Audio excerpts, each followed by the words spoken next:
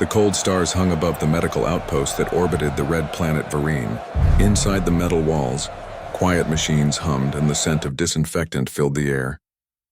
Medic Saul sat at his desk, finishing his report after a long shift. He rubbed his tired eyes and looked through the glass window toward the docking bay. The night was peaceful, which was rare in this sector of space.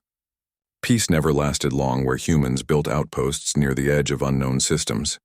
Sol had served as a combat medic for 7 years. He had seen wounds that no one should see. He had treated soldiers, miners, and even traders who came from distant worlds. He had one simple rule that guided his work. Every life was worth saving, no matter the species or the flag. Many did not share his view, but Sol never cared for opinions. He cared for the heartbeat that still fought to live. As he leaned back in his chair, a sharp alarm shattered the calm. The red warning light flashed above his head. His communicator buzzed. A panicked voice came through, shouting about an emergency landing. A damaged patrol ship had entered the bay with an injured survivor. Sol grabbed his med kit and ran down the corridor. The echo of his boots mixed with the sirens that filled the hall. When he reached the bay, the smell of burnt metal filled his lungs. Smoke curled from the cracked hull of a small Varine vessel.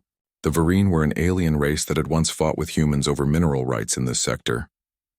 That war had ended years ago, but the memory of loss still lingered on both sides.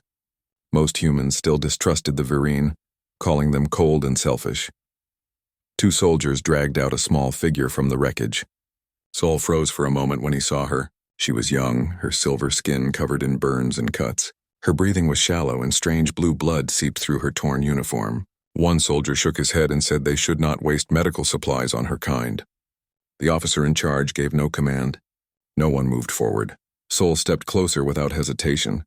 "She is alive," he said firmly. "Bring her to the medical bay." The soldiers looked at him in disbelief, but his tone allowed no argument. Sol lifted the alien girl carefully, feeling her light weight against his arms. Her pulse was faint but steady. He could feel the tremor of her body as if she was fighting to hold on. He ran through the corridors, shouting for the doors to open ahead of him. Inside the infirmary, the white lights flickered to life. Sol placed the girl on the bed and activated the scanners. The screen showed deep burns on her left side and heavy internal damage. Her system was strange, with organs shaped differently from human anatomy, but the basic signs were the same. She was dying.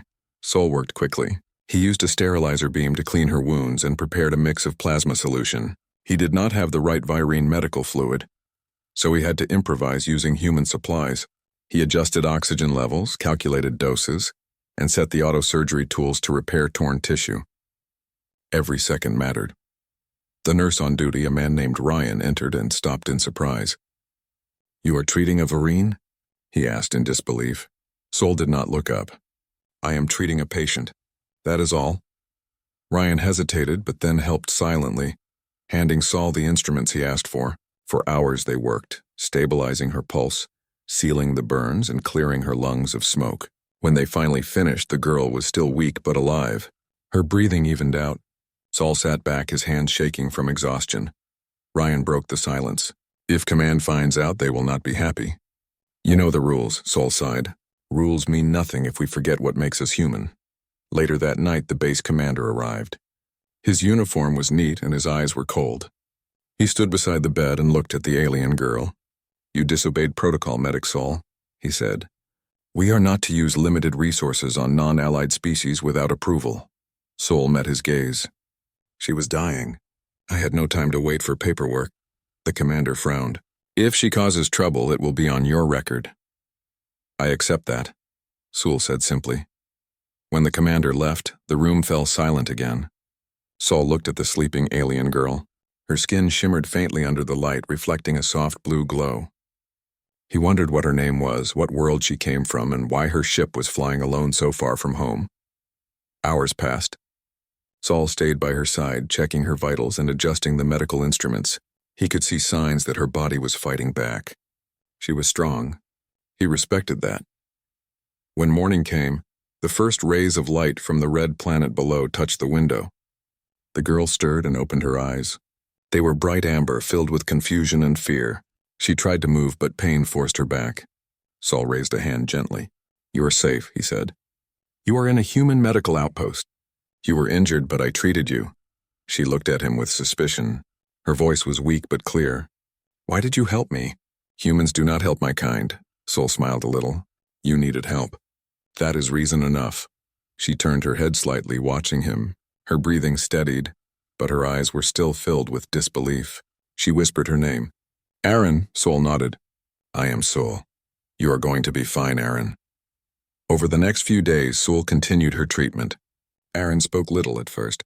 She avoided eye contact and often looked toward the door, as if expecting someone to take her away. Sol made sure she received food suited to her species and tried to make her comfortable. The other staff kept their distance. Some whispered behind Sol's back, calling him reckless. One engineer said helping her was like feeding a wild animal. Sol ignored them. He focused on his work. Each day Aaron healed a little more. The burns began to fade and the color returned to her face. One afternoon, Sol brought her a small plant from the greenhouse section. He placed it near her bed. "This is a fern from Earth," he said. "It grows anywhere, even in poor soil. It reminded me of you." Aaron studied the green leaves for a long time. "It is beautiful," she said quietly. "Our worlds do not have plants like this." "It is strong," Sol said. "Like you?" For the first time, she smiled faintly. It was small and hesitant, but it was real. Later that night, when Sol checked the ward, he found Aaron awake again, staring at the stars through the window. "You do not fear me?" she asked suddenly. "No," he answered. "I do not fear what I try to understand." Aaron looked down at her hands. "My people say humans are violent. They say you destroy what you do not control." "Sometimes we do," Sol said. "But sometimes we build and heal. You met the wrong kind of humans before. Now you have met a different one." Her eyes softened. "You risked much to help me. Why?" "Because if I stop helping others, I stop being who I am," Sol said simply. She turned her gaze back to the stars. "Then I hope your kind has more like you." In the following days, rumors spread that Command might transfer Sol for breaking protocol. Yet the reports from his unit also showed that the alien patient was stable and improving. Some began to admire his dedication, though they did not say it openly. Aaron regained enough strength to sit and walk short distances. She often asked about Earth, about the blue ocean Sol mentioned. He told her about rain, forests, and cities full of lights. She listened with wonder, trying to imagine a world where air smelled of sea salt instead of metal. One evening, Sol returned to the infirmary and found Aaron standing by the window again. The stars shone over her silver skin. She turned to him and said softly, "You saved me when no one else would." "I will not forget this," Sol nodded. "Then make sure you live. That is thanks enough." He left the ward lights dim as she rested. Outside, he paused and looked back at the sleeping alien girl. He did not know what her future would hold or what his command would decide, but in that quiet moment he knew he had done the right thing. In a galaxy filled with distrust, one human had chosen to act with kindness, and that single act had begun a story that neither of them could yet imagine. The days after Aaron's recovery began to feel uneasy. The outpost that once buzzed with calm routine had turned cold toward the medical bay. People spoke in low voices when Sol walked past. Soldiers stared as if he had done something wrong. The story of the alien girl spread faster than any signal through the halls. Inside the infirmary, Sol checked the monitors beside Aaron's bed. Her wounds were closing well. The burns were almost gone and the scanners showed healthy tissue growth. She was stronger now, able to stand and walk a few steps on her own. Sol handed her a cup of nutrient drink and smiled. "You are healing fast," he said. "Your body seems built for survival." Aaron accepted the cup and nodded. "We were made for hard worlds. My home has storms of ice and fire. You would not survive there for long." Sol chuckled lightly. "I can believe that. I have trouble surviving the cold shower in the mornings." Her lips curved into a small smile, but it faded as she looked around the quiet room. "Your people do not like me here." "I can feel it," Sol sighed. "They are afraid. The war left marks that time has not yet healed. Some see you and remember old pain." "They should remember peace instead," she said. "I agree," Sol replied. "But peace is slower to build than hate." That evening, while Sol prepared reports, Commander Hale entered the infirmary. His tall frame and sharp tone filled the space. "Medic Sol," he said. "I want a full statement about your patient. There are questions from the upper command." Sol handed him the datapad. "Everything is recorded. Her progress is steady. She will be ready to travel soon. The commander glanced at Aaron and frowned. This alien brings trouble. The crew is restless.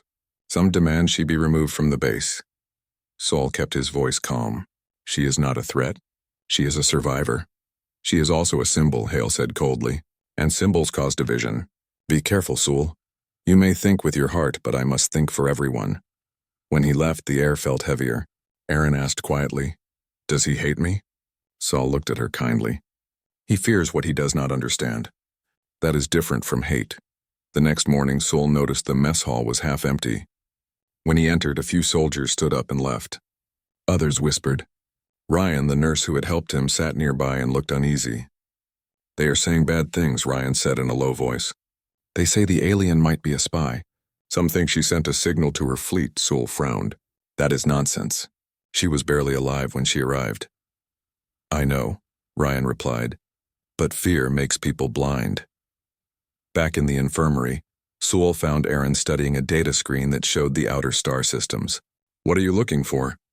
He asked. She pointed to a cluster of stars. My patrol ship was traveling near these coordinates when the raiders attacked. We tried to send a distress signal, but they jammed it. I do not know if my people think I am alive. Saul leaned closer. Raiders? Are you sure it was them? Yes, Aaron said firmly. They fly ships painted black without signals. They take what they want and destroy the rest. Saul felt a chill.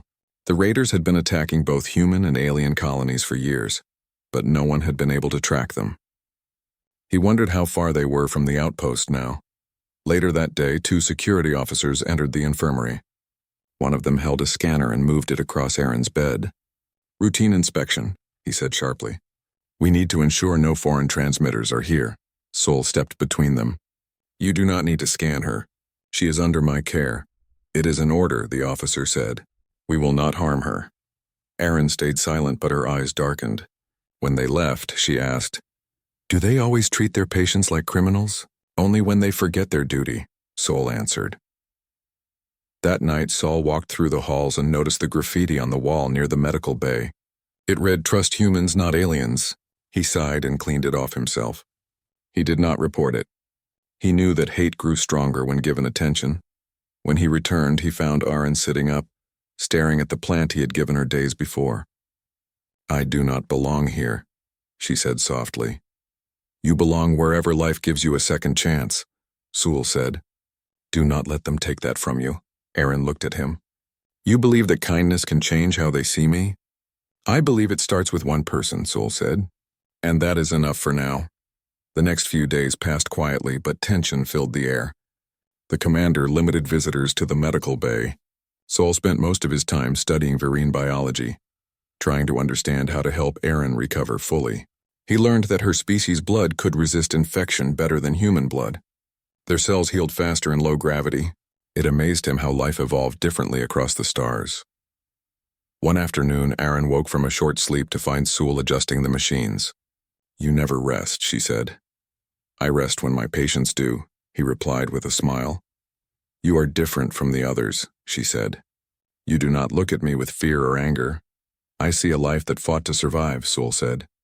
That is something I respect. For the first time, she laughed softly. The sound was calm, almost like a melody. It filled the room with a strange peace. But outside the infirmary, the whispers grew louder. Some of the crew began signing a petition to remove Aaron from the station. They claimed her presence might attract raider ships. Saul knew fear could turn allies into enemies, but he hoped reason would win. One evening, as Saul walked back from the supply room, he saw a group of soldiers near the airlock arguing. One shouted that aliens brought bad luck. Another said the medic was putting everyone in danger. Saul stopped for a moment but chose not to confront them. He knew words would not change minds filled with fear. Back in the infirmary, he found Aaron trying to stand. She almost fell and he caught her. You should not push yourself, he said. I cannot lie here forever, she replied. If I can walk, I can help. I owe you my life. You owe me nothing, Saul said. Just focus on living. But Aaron shook her head. My people teach that life gained through another's hands must be repaid with purpose. I cannot rest while you face anger because of me. Saul admired her spirit. Then promise me you will heal first. We can face the rest later. Aaron agreed, though her eyes showed she had plans of her own. A week passed. The outpost received reports of strange signals near the outer belt. The sensors showed unknown ships moving closer. Commander Hale ordered high alert. He also ordered that all non-humans be moved to the lower sections for safety. That included Aaron. When Sewell heard this, he protested. She is still recovering.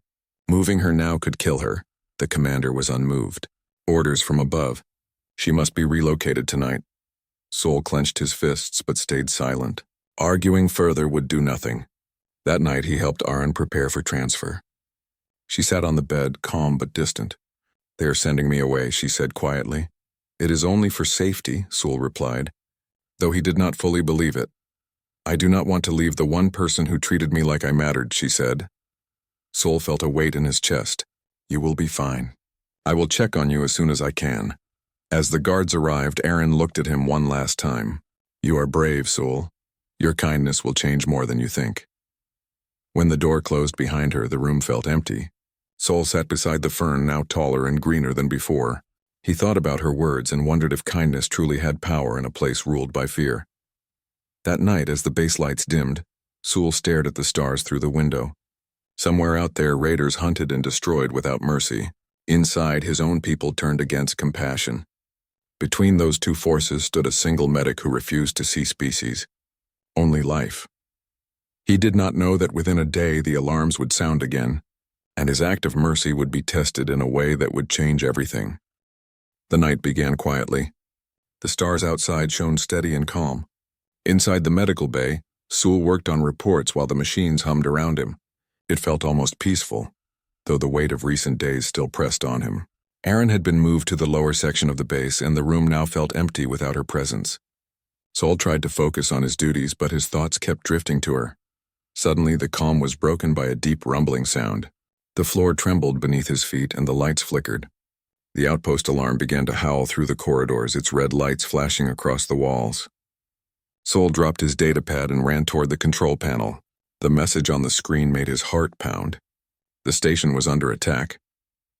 Over the speakers, Commander Hale's voice echoed through the halls. All personnel to combat stations. We are under assault by unidentified ships.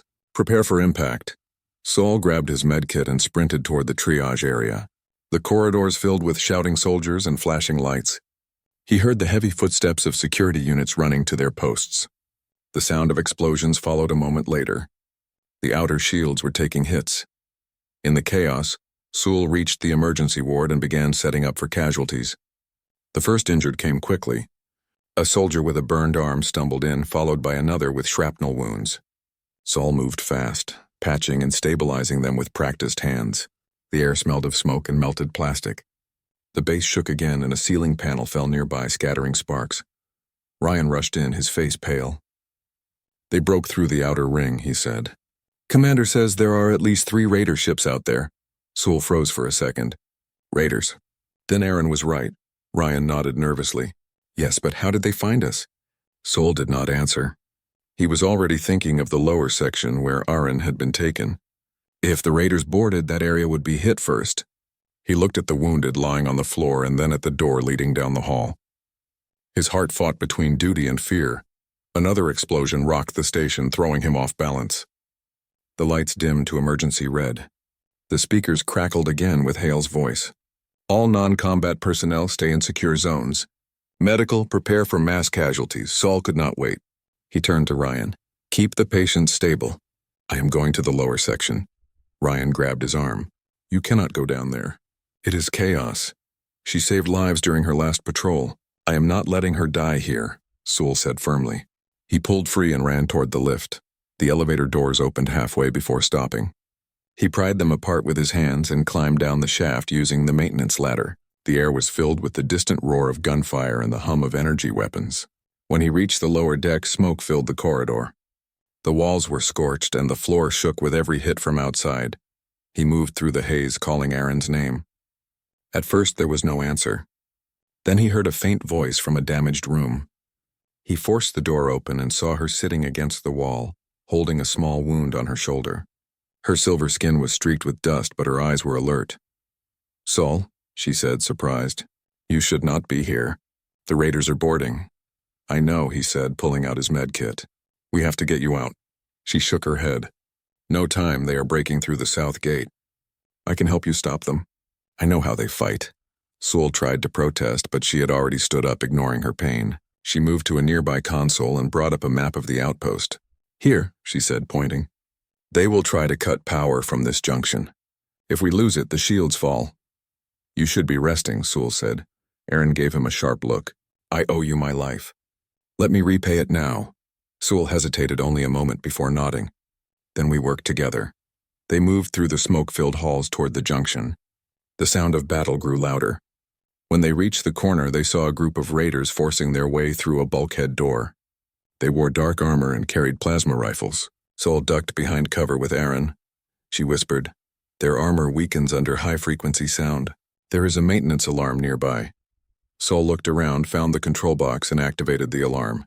The shrieking noise filled the corridor. The raiders flinched and stumbled. Aaron grabbed a fallen weapon and fired with precise aim, striking their suits and forcing them to retreat. Sewell ran to seal the door. Once the hall was secure, Sewell leaned against the wall, breathing hard. Remind me never to argue with you again. Aaron smiled faintly despite her exhaustion. Now you see why I could not stay in bed. They moved quickly to the junction room. Sparks flew from damaged panels. Sewell began rerouting power, guided by Aaron's knowledge of alien tech that shared design features with the outpost systems. She explained how to balance the energy flow to prevent overload. Sewell followed her instructions carefully. As they worked, a tremor ran through the station. Over the intercom, Commander Hale's voice broke through the static.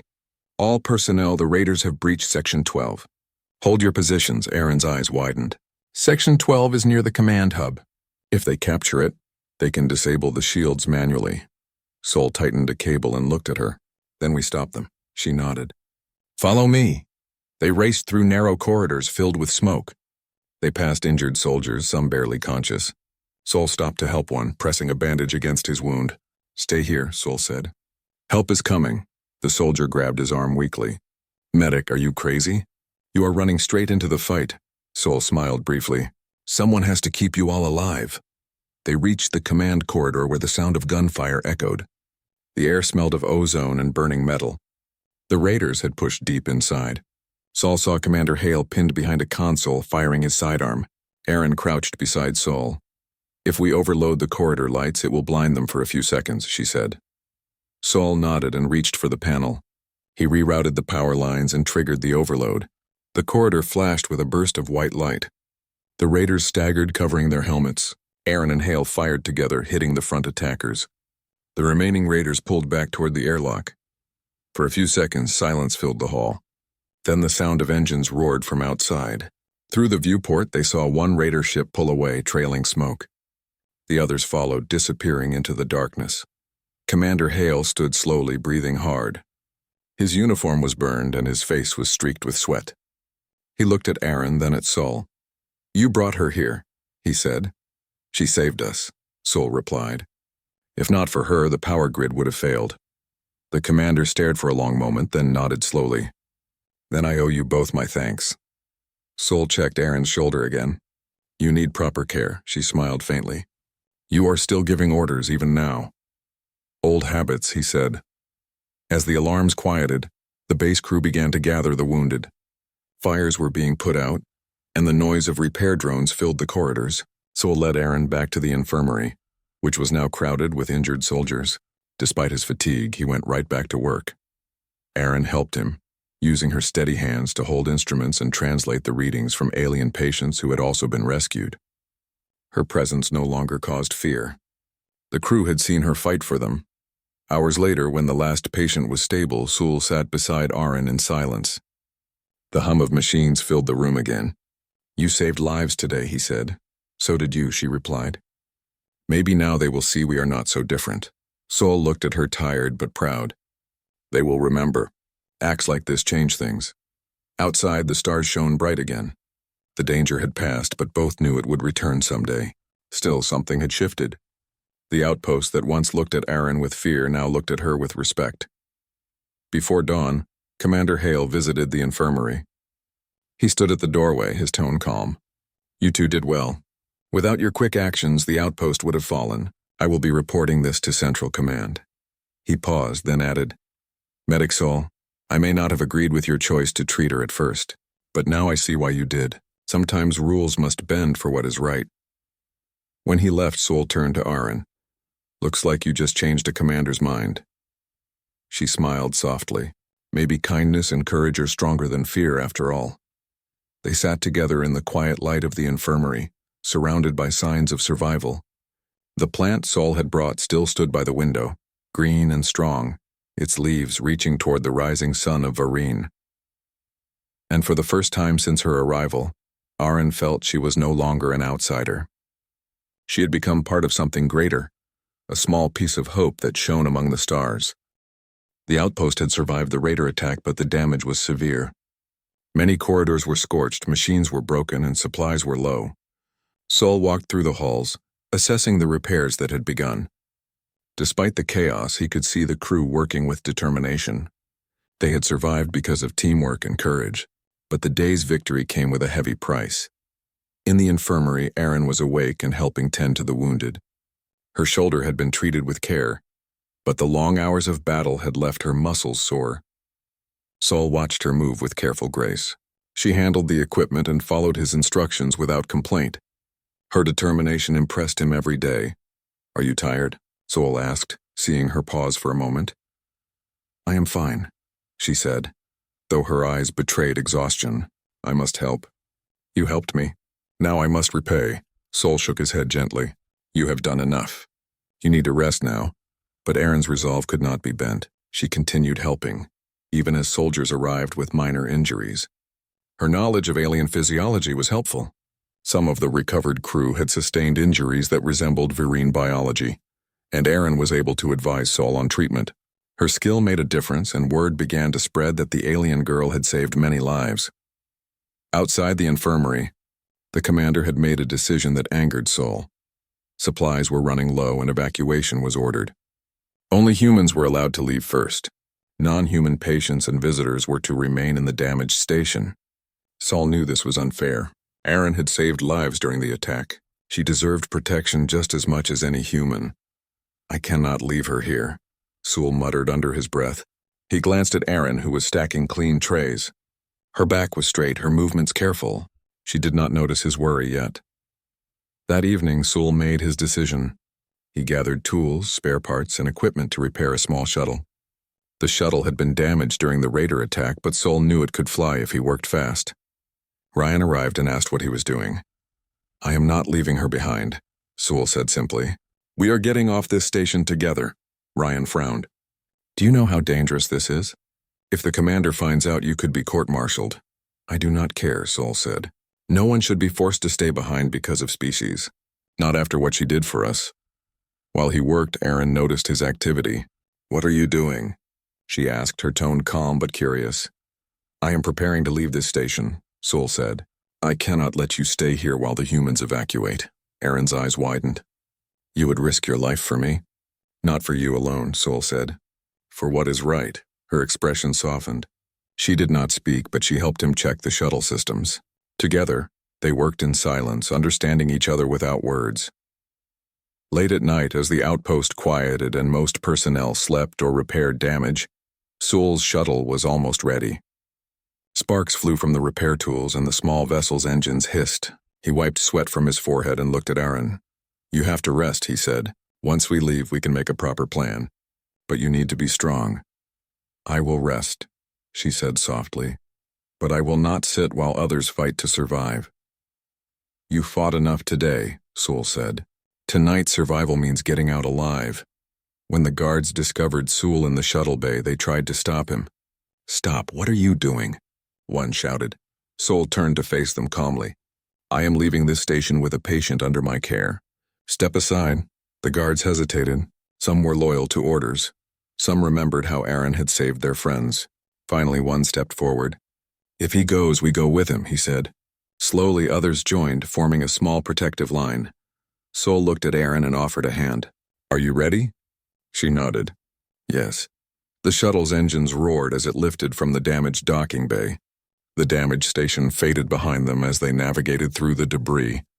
Outside, the red planet Varine glowed under the stars. Sol steered carefully, dodging floating wreckage, keeping the shuttle steady. Aaron guided him with precision.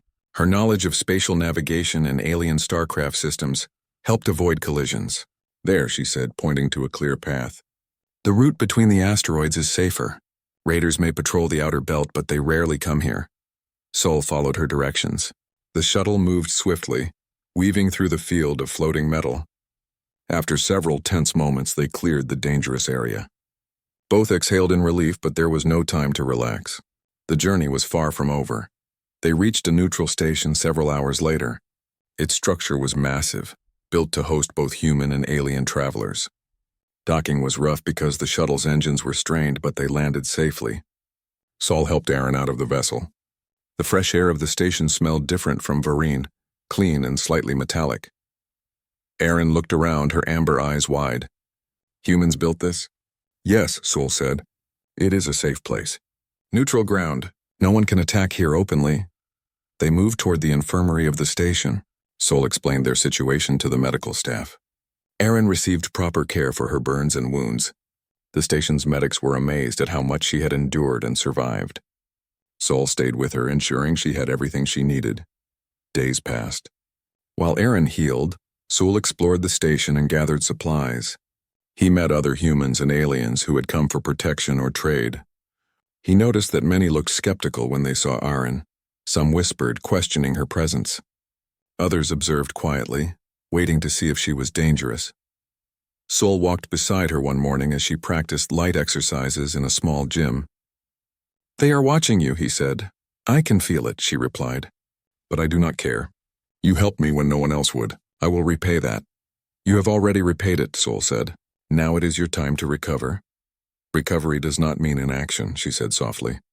"I cannot just sit while others face danger," Sol smiled. "I know. That is why we will train together. But first we heal." Over the next week, Sol and Aaron worked on routines. She strengthened her muscles and practiced using her knowledge for non-combat purposes, such as navigation, repair, and medical assistance. Her sharp mind and quick reflexes impressed everyone around. Even the humans who had once whispered about her began to respect her intelligence and courage. One evening, as they watched the stars from the station's observation deck, Aaron spoke quietly. "Do you ever wonder if your people will see me differently after all this?" Sol looked at her. "Some will, some will not. Fear takes longer to die than courage does to grow. But you will change minds, one person at a time." Aaron nodded. "I hope so. I do not want my people to see humans only as enemies." "You already see us as more than that," Sol said. "And that is enough for now." Just as the night settled, a distant alarm sounded. The station sensors detected movement in the outer belt. Sol checked the data quickly. It was not a raider ship. It was a transport carrying refugees from a nearby colony. They were escaping attacks and needed help. Aaron turned to him. "We can help them?" Sol smiled. "Yes, this is what we were meant to do. Protect life wherever we can." Together they prepared for the new arrivals. Sol knew the challenges would be many. Supplies would be limited and the work would be exhausting. But for the first time since Aaron had arrived, he felt hope. Not just for the alien girl who had been abandoned, but for the future they could build together. That night, as they looked at the stars from the observation deck, Aaron spoke quietly. "Thank you for not leaving me behind." Sol placed a hand gently on her shoulder. "No one deserves to be abandoned. That is why we help each other." For both of them, the attack, the danger, and the fear had left marks that would never fade. But the bond they had formed, built on trust, courage, and kindness, grew stronger. In a galaxy that often rewarded strength over compassion, their choice to protect and care for one another became a quiet revolution. Somewhere far across the stars, the light of humanity shone brighter because one human medic had chosen to see a life worth saving, regardless of species. And Aaron, the alien girl who no one else aided, began to understand that trust and kindness could cross worlds.